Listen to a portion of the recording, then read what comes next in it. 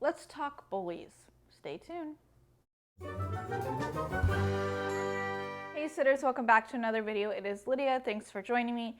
In today's video, we are going to be talking about bullies, and I'm not talking about the kiddos that we directly work with. Yes, sometimes they can be bullies and mean to us, but I've done a different video on how to deal with kids being mean. Today's video, we're going to be talking about kids that potentially may come up to our kiddos while we're out on an outing and be bullies to them. So, if you've ever been to a museum or to a park or even to a play date with your kiddos and there has been another kid there that's just been a little nasty to your kiddos, how do we deal with that?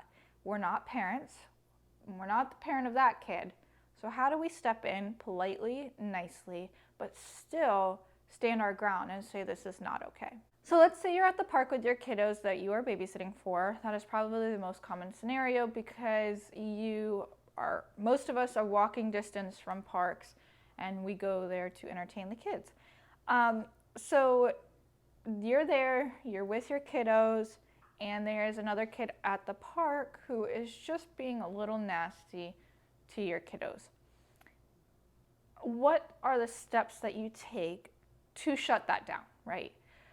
So in my experience, and what I typically do is that I let my kiddos try and stand up for themselves. As long as they're not being physically harmed, I give them the chance to say something for themselves. I'm not always going to be there for them. Mom and dad are not always going to be there for them. So I want to teach them and help them learn that they need to stand up for themselves. And bullying is not okay. So I don't just let the bullies continue to come after these kids, my kiddos, right?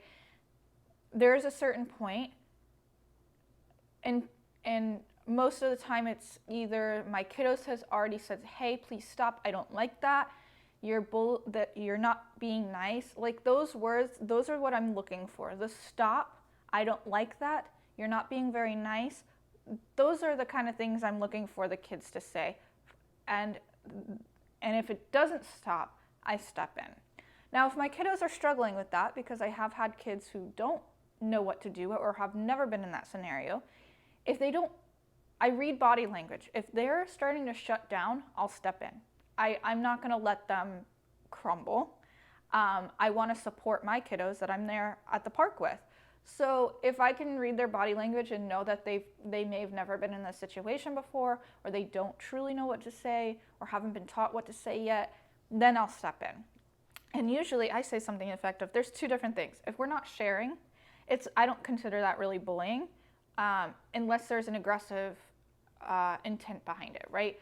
So if they're on the swing and they've been on the swing for a while and my kiddos are looking for a turn, I'll say something like, hey bud, whenever you're ready or whenever you're done with your turn, could you please let us know because my friend here would like to take a turn on the swing. That way I've just signaled to him that there are other people waiting for a turn. And typically if there's a parent around, they hear that too and kind of get their children off the swing so others can take turns. So that's the first case. If they are truly verbally bullying my kiddos or actually putting their hands on my kiddos, if they're putting their hands on my kiddos, we just jump to step 3. There's no in between there. But if they're verbally bullying my kiddos, I typically say, hey, bud, if you could knock that off, I'd greatly appreciate that. That's not very nice. Depending on their age, I talk to them to their age. So if they're older, it's, hey, I don't like that, knock it off. Let's go find something else to do. If they're younger, it's, that wasn't very nice. Do you think we could say that in a different way? Or can we find something else to do? So that they're understanding that that's not okay, but I'm not bullying them for being a bully, you know? Some young kids do it unintentionally. They're learning from their older siblings. But if you just say that, typically things settle. Okay, so if my kiddos are physically being bullied, being pushed down the slide, being pushed off the swing, if there's any hands physically on my children, I jump in. I said, that is not acceptable. That is not okay. You need to keep your hands to yourself. And then I find whoever's parent that kid is connected to, right? And then I will go to them and say, hey, your son or your daughter has put their hands on my kiddo multiple times and I'm not okay with it. If you could please talk to them, I'd greatly appreciate it. So that the parent knows and now is aware that this child, their child, has put their hands on my kiddo. So that's kind of the scenario and how I work with bullies at the park and on outings. Again, it is very, very different for different ages. You've got 9, 10, 11-year-olds or 8, 9, 10, 11-year-olds who sometimes come to the park without parents, right? If it's a neighborhood park and they're within walking distance, sometimes they don't come with parents. So what you just kind of do, you are not the parent. Like I said in the beginning, you're not the parent, which can be very tricky because you're not trying to parent these kids. You're just trying to step in and stop the bullying. You're not going to dictate anything else that they're doing, what they can and can't be doing. As long as it's not pertaining to your child that you're there with, you do not have to worry about it. Now, are there scenarios when we have to call the police because there's other things going on and it's not acceptable and everybody at the park is agreeing that this is not okay and we've talked to the kids about stopping it, or if it's escalating, then yeah, we get the police involved just because there isn't a parent there and the police can find somebody who is attached to this child and talk to them. So I was a nanny and I would get together with other nannies who had children. And on play dates, when we are in somebody else's house, it can be tricky. Sharing is very difficult. The comfort level that those kiddos have in their own home shows through more than at the park. They're more laid back, they're more carefree on what they say, what they do, and that can come across as bullying to the kiddos that I'm there with. And we're not in our own home, we're not in a comfortable space. Not that it's not comfortable, but it's not their space, so they're not truly comfortable as if they were in their own home.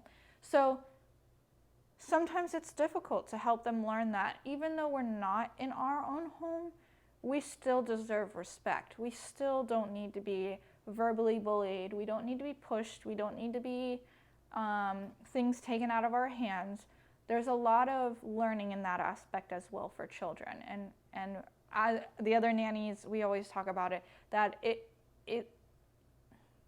it's a big learning experience for the kiddos, but it's a great learning experience to really figure out how to socialize and engage with each other in the right senses. It's never fun to deal with a bully, whether you're at a park or on a play date or on an outing. Sometimes we run into them at the museum, libraries, the public libraries, and it's never fun to deal with them. I don't like dealing with them. I don't like stepping in and saying anything to these kids, but my kiddos come first. And I will stand up for my kiddos forever and ever and ever. And I don't bully back. I just step in to say this is not okay. We don't attack the bully. We don't verbally go after them either. You just kindly and nicely say this is not acceptable and we're going to move on. But if you guys have ever run into bullies, please let me know down in the comment section below. I would love to know how you handled it. I think the way I handled it has taken me a couple times to figure out what's the best way in doing it. So it's never fun, it's never easy, but it must be done. Thank you guys so much for watching. I hope to see you in the next video, and I will catch you later.